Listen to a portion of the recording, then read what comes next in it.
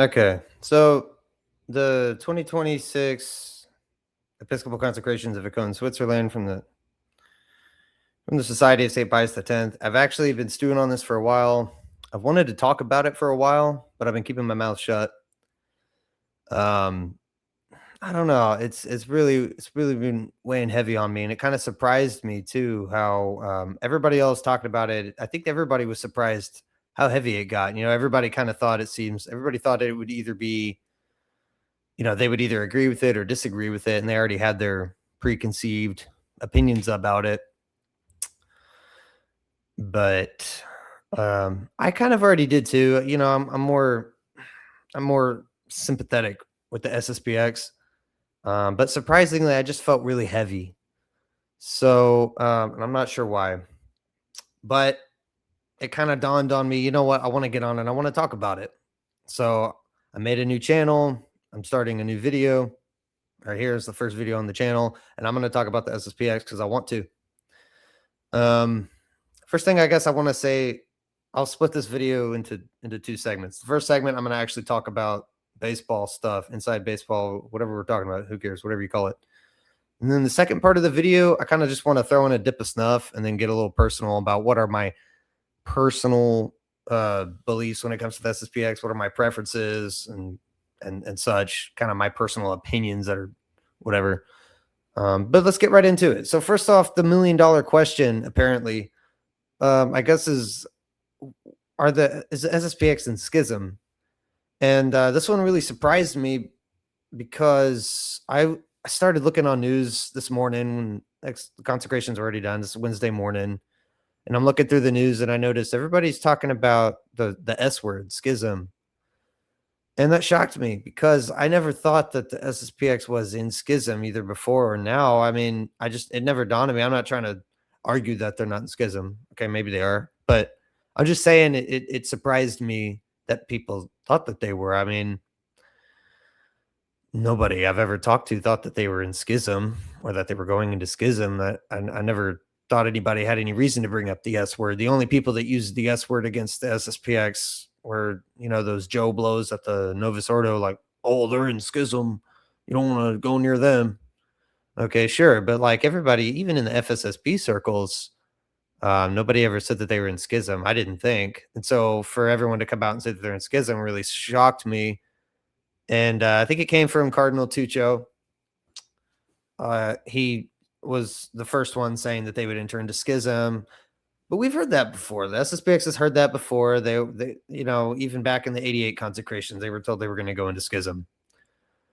So, I mean, that didn't shock me, but now it seems that everybody just thinks that they're in schism. Do I think they're in schism? I don't know. I Googled on my phone and I wrote the notes right here. What is it was the Green Catechism, the Novus Ordo Green Catechism, right? 2089. Schism is the refusal of submission to the Roman. Let me read the full page here. To the Roman pontiff or communion with the members of the church subject to him. Okay, that's cut and dry. It gets deeper, but it's like your basic definition of schism. The refusal of submission to the Roman pontiff or communion with his members subject to him. I always thought that the SSPX claimed that they weren't schismatic. I always thought that the SSPX claimed that they were not refusing submission to the papacy. They were, they always claimed to be obedient sons of the Pope, obedient sons of the church, obedient sons of the papacy. And they still claim that as far as I know. I would be shocked if they were in schism personally. I know everybody says they are. Even the Pope himself, that Pope Leo, in his beautiful letter. I love that letter. I read that letter. I know Pope Leo sent a letter a couple of days or the day before and said, because I'm the successor of Peter and I beg you, please desist. I offer this up for the Immaculate Heart of Mary. He said beautiful words. You can't read that and not be compuncted to the heart. You can't read that and not be moved. But he also claims the act was schismatic. Well, okay. So the Pope thinks it's schismatic. Maybe I don't think that necessarily means that they're schismatic. I don't know. It's tricky. I'll have to do research on it. But As far as schism goes, I'd be shocked if they were in schism. And as far as I'm concerned, schism was never on the table anyway. I didn't think it was. What's on the table is excommunication, I thought. But that kind of brings me to my next thing I wanted to talk about, excommunication. Are they excommunicated? And I guess the problem with the SSPX, if you want to say the problem is that they're claiming to be the good child. They're claiming to be submissive to the Roman Pontiff. They're claiming that they're not excommunicated because of the canon that provides for a case of necessity. They're claiming that they're doing this for the benefit of souls and that they're not doing this for any malicious intentions. And I don't know. I guess up until this time, I always just thought that was enough. I thought, oh yeah, they have good intentions, so I don't see anything wrong with what they're doing. I mean, canon law provides for states of necessity like this, and the important thing is that really, I think technically in canon law, like you don't technically have to be right when you say that you're in a state of necessity. Like you can say, oh, it's in a state of moral necessity, grave moral necessity for the salvation of souls. Like even if they're kind of not right, there's still a canon law that provides for if they're like even if they're wrong, but like if they think they're right, then they still can consecrate bishops without a papal mandate. It's not an easy thing, but I always at least assumed that canon law provides for it, and I had previously I had no reason to believe that they were excommunicated or in schism. I don't know. I guess I got to do some more research on this, but I mean, so you can be excommunicated de ferende, which they're not. The church doesn't excommunicate people de ferende anymore, or late sententiae, which they claim they're not. And then I guess the reason why it's sticky is because if they're excommunicated, should faithful Catholics go to the SSPX chapels?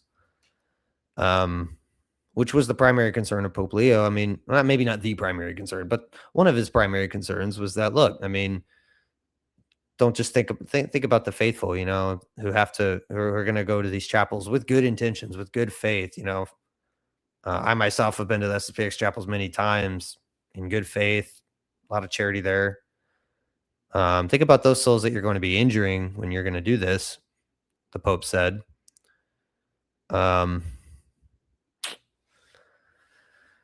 So yeah, it's a heavy thing. Like I said, are they in schism? To this very moment, I just don't think they are in schism. Honestly, I don't think the Pope can just say the S word and then that technically makes them in schism. The SSPX would never claim to be in schism. The SSPX would never try to set up an alternate hierarchy. I know that they're technically not auxiliary bishops. Look, I saw the video by Taylor Marshall. Okay. I know that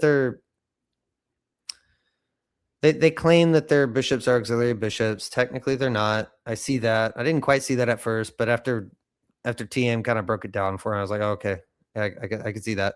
Sure. Even still, their bishops don't claim to have any kind of jurisdiction or any kind of hierarchy. I guess I'm not sure what the right term is, but their bishops are just kind of not dud bishops. I dare not say that, but like they're just kind of these bishops that kind of they're there for the administering the sacraments, and that's all their purpose is. They're not trying to set up an alternate hierarchy. They're certainly not trying to replace the Pope, or they're not like the Orthodox. They're still faithful to Leo.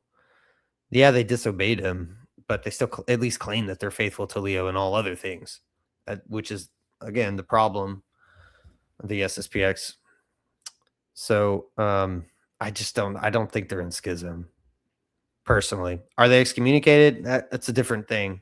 That's a different conversation. I really look forward to hopefully talking to my co-host about this. If I want to get him on, if he wants to come on, if he doesn't want to come on, then that's fine. I kind of messaged him like last minute. I was like, hey man, you got to jump on with me. And he was busy. So hopefully he'll jump on with me soon. If not, that's okay. He may be like, no, I don't want to do a talk show. Okay, that's cool. But I really look forward to doing my research, talking about it, and getting real into deep into deep, mud about whether or not they're excommunicated. I'm not a scholar. I'm not trying to be. I just want to talk about it because I care. Um, but yeah, I guess what was the last point I was going to make? Talk about Lefebvre's fruits. I wonder. Okay, so I was going to talk about the fruits of Archbishop Lefebvre. I guess his fruits are already manifest. You'll know a tree by its fruits. I think Lefebvre was a saint. I'm going to be honest. But his society, I believe, was a huge success. It's only grown. At the time that it was instituted, it was the only traditional Latin mass, and it gave birth to the FSSP and some of the other Ecclesia Dei communities. And because of Archbishop Lefebvre, you have like the traditional movement exploding like you've never seen in the last 5 to 10 years. Everybody wants to be a TLM Catholic. I bring people to the TLM for the first time and they're like, wow, that was like the most amazing. I know, right? It's beautiful. It's an amazing mass. Like the traditional movement is exploding. It's easy to see. They're repopulating real fast. I mean, people in the TLM are having babies at 3 times the rate that the Novus Ordo parents are. Within 50 years, the TLM churches will already outnumber the Novus Ordo masses, and the Novus Ordo will die within 50 years if things go the way they're going. But that's part of that's because Lefebvre did what he did. He was the only one that kept the TLM alive at that time. Now, that doesn't necessarily apply to right now. Okay. I know Lefebvre's not alive. God rest his soul. But as far as right now, what are the fruits of these consecrations? We'll just have to wait and see. Honestly, we have to wait until the Vatican says something. I know Cardinal Tuccio already issued a statement saying that they're excommunicating stuff. I have yet to read it. That literally just came out like 5 minutes ago. So I'll read it and I'll look into it. Other than that, though, the Vatican hasn't actually said anything. Pope Leo hasn't said anything. And the society hasn't said anything, honestly. Father Pagurani hasn't said anything. So we'll just have to wait and see what the fruits are. I will say I do agree with some others who noticed. I kind of agree that I think it was a bad move pulling out your papal mandate at the consecrations. And it's like a false mandate. So at the papal consecrations, if you didn't know, or I'm sorry, Episcopal consecrations, if you didn't know, there's a part in the Episcopal consecrations where the bishop says, all right, manifest your papal mandate. The guy goes, oh, here's my papal mandate. They didn't have that. Technically, it's not necessary for like validity of the consecrations, but it's part of the form. You got to have it. I mean, you can't just make up your own stuff. If it were me, I'm not saying I would ever disobey Pope Leo in this sense. I don't know what I would do. Holy crap. But I'm just saying, if I had to, I would not make up my own papal mandate, like some kind of PSA, like, well, we think that the church has a bad spirit and everybody's kind of not traditional anymore. Like, no, just omit that part. Like, just omit the papal mandate. It gets to the part, please present your papal mandate. And you come up and say, we have none. You knew you didn't have a papal mandate and you're doing the consecrations anyway. Don't make up a false one. I thought that was kind of weird. That doesn't make it necessarily, I don't know. Like I said, it's hard. I want to tell you this too. It's really sad with the SSPX and Rome and everything. It's just a very heavy situation. And I felt the gravity of it today. It's really heavy. I know both sides. It's a two-edged sword. I'm pulled 2 ways. And, my heart goes out to the SSPX. I've always been sympathetic for them. But it's like, how can you read that letter and not feel, compunction, that true, like, man, like my father is asking me, please desist in the name of the Immaculate Heart of Mary. How does that not, if that doesn't bring tears to your eyes, there's something wrong with you. I don't care what you have to say. Sure, I know everything about, I've been keeping up with the Vatican and everything. I know, but still. In any case, this brings us to the second part of the video where I'm actually going to get a little personal and talk about my personal relationship with the SSPX. This is it's either the boring part where you're going to sign off, or it's the interesting part where I just chill out and it's cool and maybe it's entertaining. But I'm going to talk about my personal relationship with SSPX. Before I do, I'm going to throw in a dip of snuff. We got the Copenhagen Reserve label. This Reserve label is actually a sassafras root. I'm going to crack open that can. Mm-hmm. Dude. Yes, sir. Okay. Not my favorite spitter. Okay. So my personal relationship with SSPX. I wanted to say I've been going to the FSSP for a long time. Traditional Latin Mass for a long time. So since I was 18, right? How old am I again? So for 9 years. For 9 years, I've been going to the traditional Latin Mass. It started at first couple years was at a diocesan Latin Mass. It was a diocesan parish that offered the Latin Mass Sunday evenings. So I went Sunday evenings, okay? My family also went there at that time. Then it was, after that, then it was the FSSP because we moved and I moved to Texas. We started going to an FSSP parish, and I was there for many, many years, basically the whole rest of the time, right up until about maybe 5 or 6 months ago. And I'll tell you what happened 5 or 6 months ago. So while I was in the FSSP, I had heard horror stories from bad confessions, like bad confessors. I mean, bad experiences in the confessional, in the FSSP specifically, which that shocked me. You know, most of my experiences in the confessional with the FSSP were mostly positive. I mean, nobody's Padre Pio anymore. Nobody's, St. Alphonsus Liguori. You're not going to go in there and I've read St. Alphonsus Liguori's Dignity and Duties of the Priest.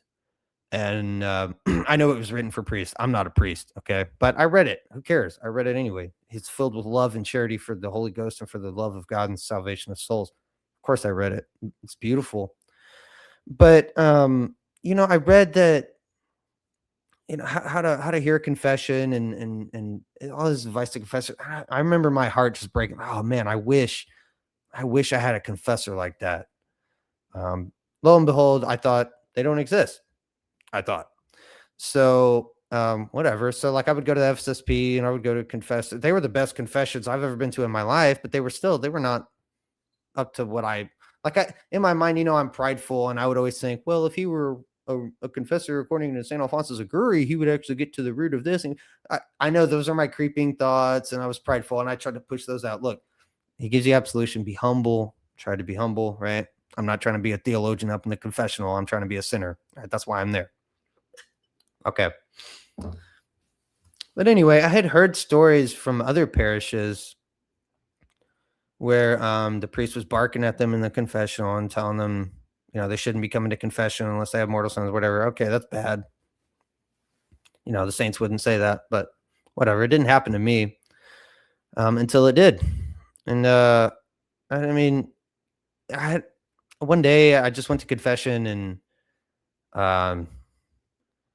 I was just like, the priest was like barking at me in the confessional. I was like, holy crud. Okay. That's great. Whatever. I was trying to be humble about it. And my heart was broken. I was like, man, I just wish I could find a good confessor, but it's okay. Whatever.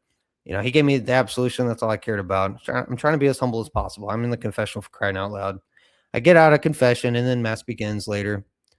And in the homily, the priest kind of like starts I don't know. I hate to talk bad about a priest. I love all priests. I pray for this priest. He's not a bad priest. He's a very good priest. I love him so much. I disagree with him, though, what he said in that homily. He said that we should not go to confession unless we have a mortal sin, and he doesn't want to see people coming to confession every week or every other week unless they have a mortal sin, and that he hates it like when he goes into these other churches and sees the confessional line is a mile long. He said, I don't want to see that here.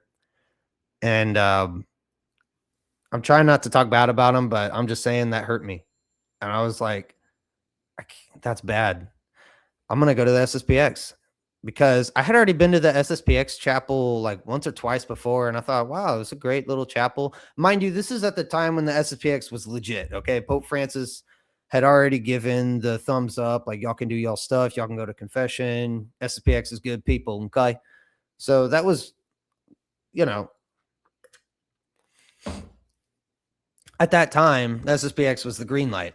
So I was like, well, why not? Why not just go to the SSPX? Because What if their confessions are better? I don't know, whatever. It can't be worse than this. So I went, but trust me, dude, I've got horror stories from confessions like you never heard, mostly from the Novus Ordo churches, bad cases. But compared to the FSSP, it's nothing. FSSP is amazing. I mean, my confession experience, if you want to call it that, it was bad, but it wasn't like that bad. Okay, if you compare it to some of the Novus Ordo stuff I've been through, it's not bad. It's fine. I can handle a grumpy priest in the confessional. Trust me. I mean, I'm a sinner. I deserve it anyway. But like, I don't know, man. I went to this SSPX chapel and I went to confession there, and for the first time in my life, I got a confessor that was like St. Alphonsus Liguori, and it's like that line on the pulpit, lamb in the confessional, and it's just like it broke my heart. I was in a good way. I was so like I was like almost in tears. It was beautiful. I was like, this priest loves my soul. I can tell. I can feel the charity through the confessional. Great. And that was like the greatest confession basically I ever had. And so I went back every week. And for the last 4 months now, last 4 or 5 months, I've been going to an SSPX chapel. And this is why I'm sad for the SSPX. This is why my heart is kind of torn today after the consecrations. I'm not this pro SSPX. Like, I love the SSPX. I'm not going to sit here like, I'm not like Kennedy Hall, I guess. I'm not going to write a book on the defense of the SSPX and identify myself with defending them at all costs. I'm not ready for that. I don't think I need to. I'm okay with going back to the FSSP parishes if I feel that I have to. I'm not saying I have to. I'm not saying I don't have to. I'm just saying, like, that's why I'm a little sad. I'm a little torn.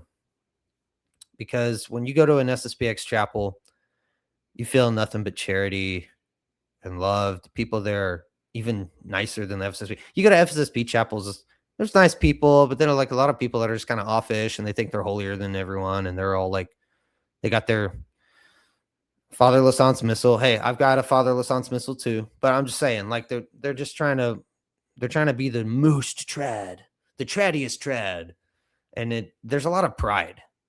There's also a lot of good in the FSSP chapels. Okay, the churches, excuse me, but in the SSPX chapels, I just find nothing but humility, and I find nothing but like love and charity.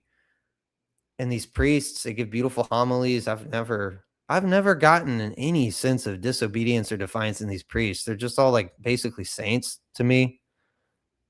And anyway, when I first started going to the SSPX, I fell in love with it. Honestly, I fell in love with it, and I didn't want to go back. I want to keep going. I didn't want to go back to the FSSP. I wanted to keep going. I want to keep going to the SSPX. We'll see what Rome does. We'll see what Rome says. We'll see how things go. At the end of the day, Christ is going to look me in the face and say, if you love me, are you willing to go to the FSSP again? Of course I am. I mean, it's even if I don't feel like my feelings have nothing to do with anything. Jesus Christ felt every bad thing when he was hanging from a cross for my sins. I can feel a little bit of discomfort when I go to this other FSSP parish, and I will, give the left knee to the priest, kiss his hands, give him every respect, give him every honor. That priest who barks at me in the confessional, but it's okay. I'm not saying I must have St. Alphonsus Liguori as my confessor. It's okay. I'm a sinner. I'll go to confession. I'll be a humble penitent like you're supposed to be. We'll just have to see what happens. Also, I want to talk to my cousin. My cousin is the real expert. I want to get him on the show if he wants to. He didn't have to. We'll see what he says. But yeah. So that's kind of my personal experience with SSPX. And if you want to get even more personal, this is my first video, so I'm going to kind of, I guess, do a little bit of a introduction. My name is Ryan Monti. Monti is a German pronunciation of a Polish last name, but my blood is German, following from my father's line of descent or whatever. I get the dark hair mostly from my mother's side. My mother has a more Hispanic bloodline. But if you go back with my father's side, the Montai name, I think the Montais, my progenitors, they came over, they came to this country poor like everyone else did from Germany in the early 1900s. Don't exactly remember when. I think my uncle did the full ancestry thing. It was like, oh, this is our detailed history. That's cool. I don't remember what it was, though. I'd have to ask him. He's like the expert on our family history. I know that we came over in the early 1900s, and we were kind of poor, and we worked. We didn't actually start to find success until my grandfather, whom I look up to very much.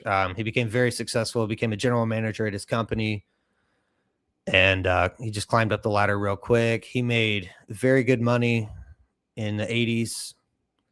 Even by today's standards, it's very good money, but in the 80s, it was upper middle class, for sure, if not higher.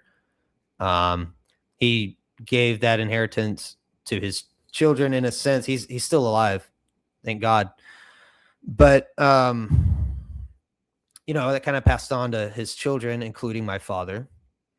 My father is also very successful. My father is very smart, very business oriented, has a head for numbers.